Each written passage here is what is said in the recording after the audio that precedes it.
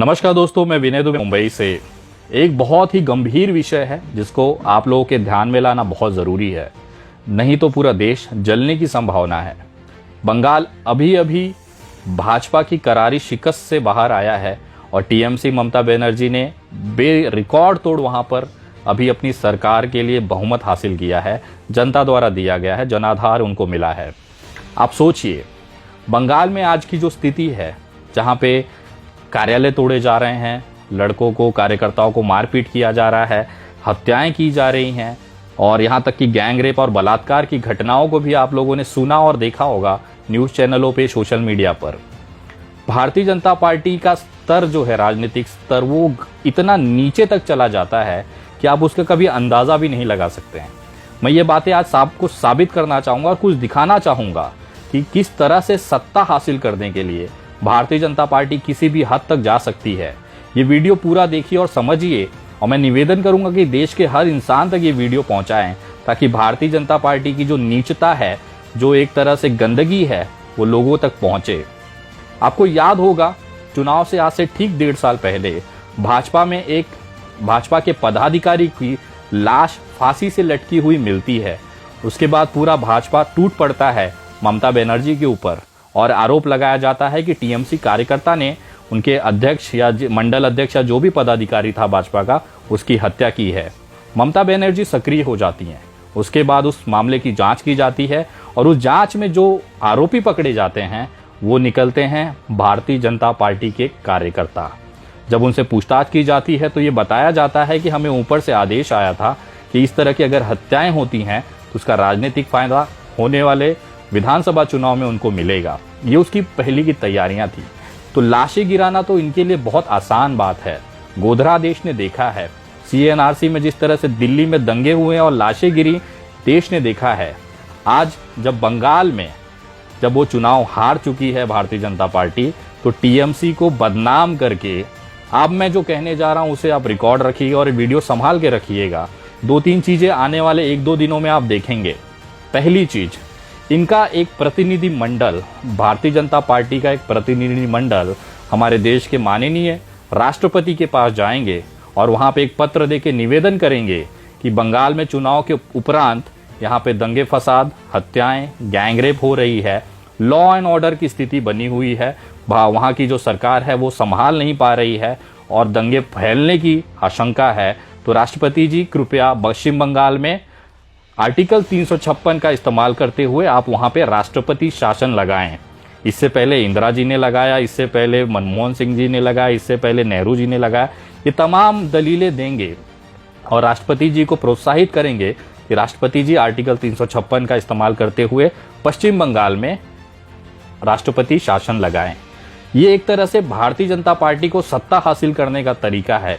अभी दिल्ली में आपने देखा होगा कि लोकसभा और राज्यसभा में भारतीय जनता पार्टी ने एक बिल पारित किया जिसमें प्रदेश के सारे अधिकार जो हैं उपराज्यपाल के पास आ जाते हैं। दिल्ली में जो स्थिति हुई कि उन्होंने, भले केजरीवाल जीते, लेकिन सत्ता और जो पूरी प्रशासनिक ताकत है उपराज्यपाल के देकर उन्होंने सीधा इनडायरेक्टली भाजपा ने अपने पास रख ली।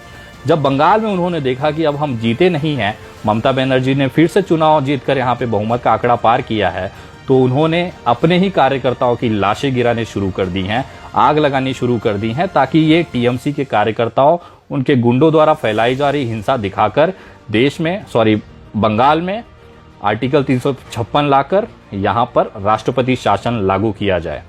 मुझे समझ में नहीं आता, न देश के इतिहास में कभी ये रहा है न कभी होगा कि कोई भी जीती हुई पार्टी अपने प्रदेश की लॉ एंड ऑर्डर खराब करती है। क्या आपने कभी देखा है कि उत्तर प्रदेश में भाजपा जीतने के बाद वहां पे दंगे हुए? क्या आपने देखा है कि 2012 में जब समाजवादी पार्टी की बहुमत की सरकार उत्तर प्रदेश में बनी थी तो अखिलेश यादव ने दंगे कराए और अपने कार्यकर्ताओं को खुली छूट दे दी कि जाइए भाजपाइयों को, बहुजन समाज पार्टी के कार्यकर्ताओं को और कांग्रेस के कार्यकर्ताओं को पीटिए? कभी नहीं हुआ है, न कभी होता है। ये केवल और केवल सत्ता हासिल करने के लिए एक तरीका होता है। मैं आपको जो कह रहा हूँ ये साबित भी कर सकता हूँ। इसके लिए एक छोटी सी वीडियो आपको दिखाना चाहूँगा।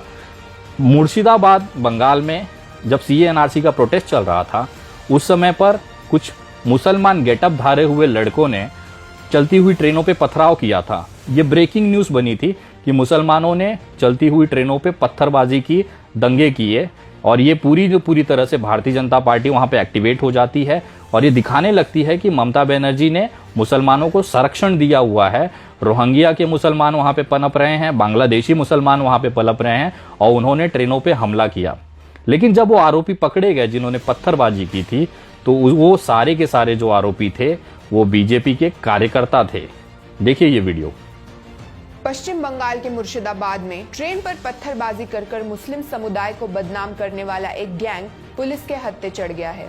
इस गैंग का मास्टरमाइंड अभिषेक सरकार भारतीय जनता पार्टी का स्थानीय कार्यकर्ता है।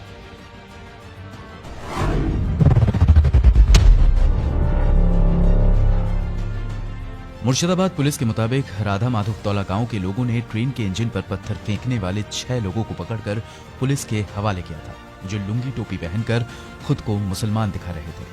पूछताछ में आरोपियों ने कहा कि अपने YouTube चैनल पर वीडियो अपलोड करने के लिए उन्होंने हुलिया बदलकर ट्रेन के इंजन पर पत्थर फेंका था, लेकिन पूछताछ में मुलजिम अपना YouTube चैनल नहीं दिखा पाए। पकड़े गए लोगों में 21 साल का अभिषेक सरकार है।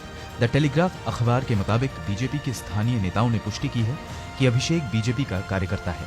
हालांकि ये आग लगाने वाले कौन हैं, वो उनके कपड़ों से ही पता चल जाता है। इस षड्यंत्र के उजागर होने के बाद पश्चिम बंगाल की मुख्यमंत्री ममता बनर्जी ने कहा, बीजेपी के जाल में मत फंसो। बीजेपी की पूरी कोशिश है कि वो नागरिकता कानून के खिलाफ प्रदर्शन को हिंदू मुस्लिम के झगड़े में बदल दे, जबकि ऐसा नहीं है। हमें खुफिया इनपुट मिला है कि बीजेपी अपने कार्यकर्ताओं के लिए जालीदार टोपी खरीद रही है। बीजेपी के कार्यकर्ता जालीदार टोपी पहनकर सार्वजनिक संपत्ति को तबाह करते हुए वीडियो बना रहे हैं ताकि एक समुदाय को बदनाम किया जा सके।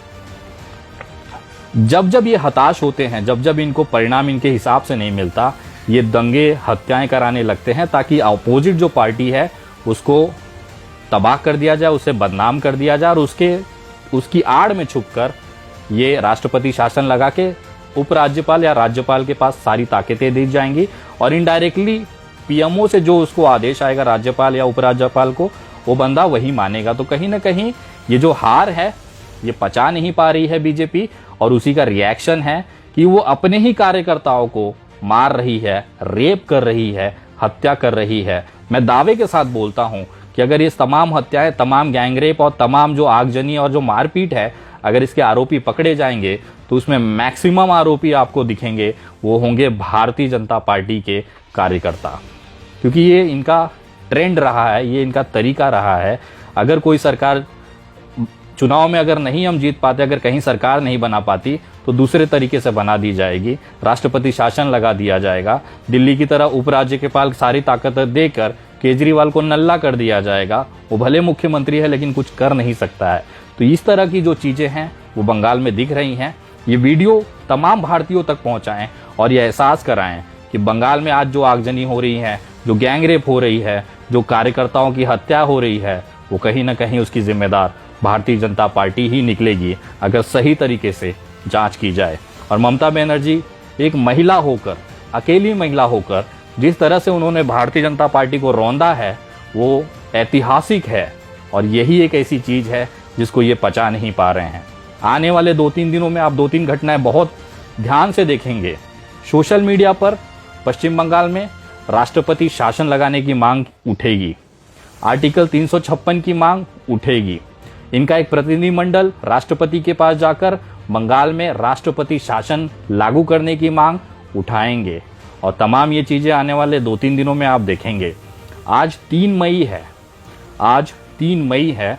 मैं आपको कह रहा हूं 4 मई की शाम से 5 मई की शाम से आप ये देखेंगे देश में इस तरह की चीजें उठनी शुरू होगी। ये वीडियो ज्यादा से ज्यादा लोगों तक पहुंचाएं और सावधान रहें।